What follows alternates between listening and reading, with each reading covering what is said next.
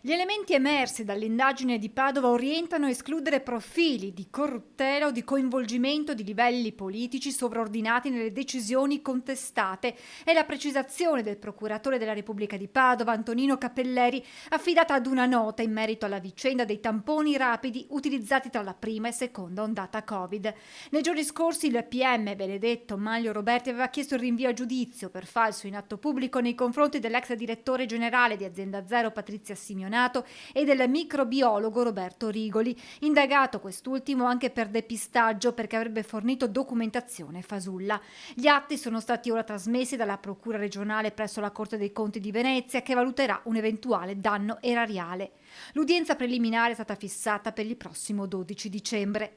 Ritengo di aver operato nello svolgimento della mia attività con il massimo scrupolo e nell'esclusivo interesse della collettività. Confido che già all'udienza preliminare sia possibile chiarire ogni aspetto della vicenda e appurare la correttezza del mio operato, le dichiarazioni di Roberto Rigoli riportate in un lungo comunicato stampa.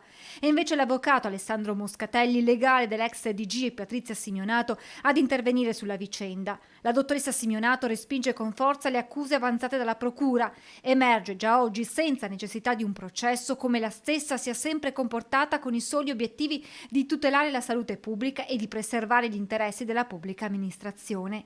L'inchiesta riaccende il dibattito politico con i consiglieri regionali del Partito Democratico che annunciano che nei prossimi giorni chiederanno tutta la documentazione e l'avvio di un'inchiesta interna per capire cosa sia avvenuto.